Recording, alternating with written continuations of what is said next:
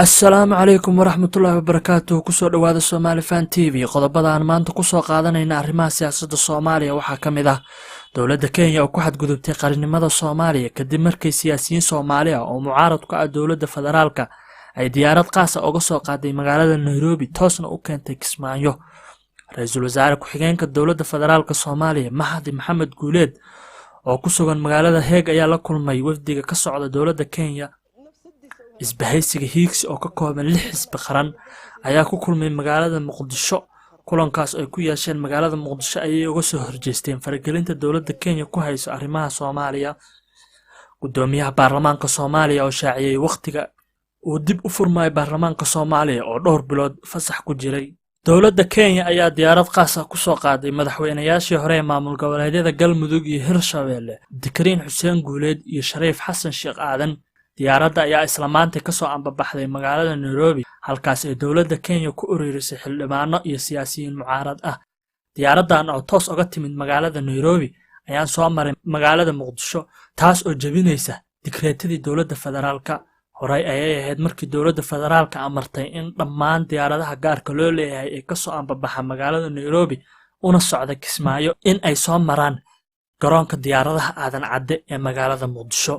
dhammaan diyaaradaha gaarka loo leeyahay ayaa aqbalay amarka dowladda federaalka Soomaaliya, laakiin guuldaradii Kenya kala kulantay dowladda Soomaaliya oo ahayd in dowladda federaalka ay diiday in wax wada hadal ah dowladda Kenya kala gasho badda Soomaaliya ayaa sababtay in maanta falkan xadgudubka ah ay ku kacdo dowladda Kenya. maamulka Axmed Madoobe ayaa dhankooda sheegay in diyaaradda soo qaaday siyaasiyiinta ay soo iibsadeen, balse siyaasi aan arrintan ka wareysanay wuxuu sheegay in diyaaraddii maanta timid ay ahayd diyaarad weyn aysan awoodna u lahayn Jubbaland in diyaarad noocaas ah iibsato una haynin dhaqaale ay ku iibsato. haddaba waxaa la sugayaa dowladda jawaabta ay ka bixiso dowladda federaalka Soomaaliya. isbahaysiga Higgs oo ka kooban 6 xisbi qaran ayaa kulan magaalada Muqdisho ay ku yeesheen ka soo horjeestay faragelinta dowladda Kenya ay ku hayso arrimaha Soomaaliya.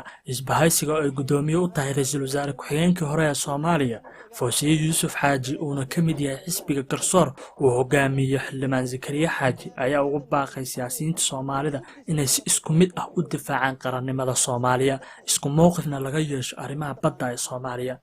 isbahaysiga ayaa ugu baaqay dowladda federaalka iyo mucaaradkaba in la joojiyo hadallada xanafta leh ee dib u dhac u keeni kara dalka.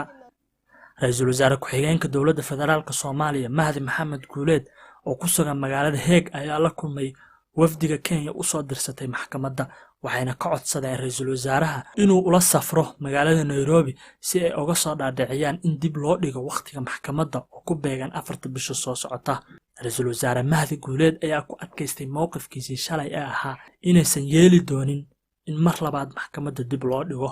hadalladiisana waxaa ka mid ahaa loo balamiyaa 4 bisha annaga wali go'aankayagu waxa uu yahay taageernahayna dib u dhigaas maxkamaddu adduunkiyada go'aanka iska lahay dib u dhigtay oo 4 bisha ah ayaa go'aankayaga difaacayaga iyo ku talagalkayagu yahay taa inaanu ka jawaabno fikirkayaga dhiibno oo ah go'aanka Soomaaliya ay taagan tahay waxaanu mar walba taagan kuna adkaysanayna inaanan aqbalahayn wax ka badan 4 November in la kordhiyo. dowladda Kenya waxay codsatay 12 bilood waxay ku sababeynayso iyo sababaha ay cuskanayso waa wax iyadoo yaala kiisku waxa uu ku jiraa maxkamadda qaab socod ahaan iyo nuxur ahaanba in aan wax ka sheegno ma aha annaga fikirkayagii dowladda aan isla wada ogni dowladuna ogtahay waa cad yahay waa la wadaagnay maxkamadda isagoo qoraala iyo isagoo dood ahba waa dhiibanay.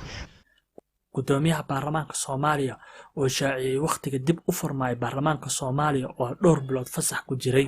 gudoomiye Mursal oo warbaahinta la hadlay ayaa shaaciyay waqti kala fadhiga 6aad ee baarlamaanka uu furmaayo asagoo ka codsaday xildhibaanada ka maqan dalka in si degdeg ah u soo galaan dalka siiba magaalada Muqdisho ugu dambeyn Talaadada oo ku beegan 7 bisha. baarlamaankana uu toos u furmi doono 9 bisha.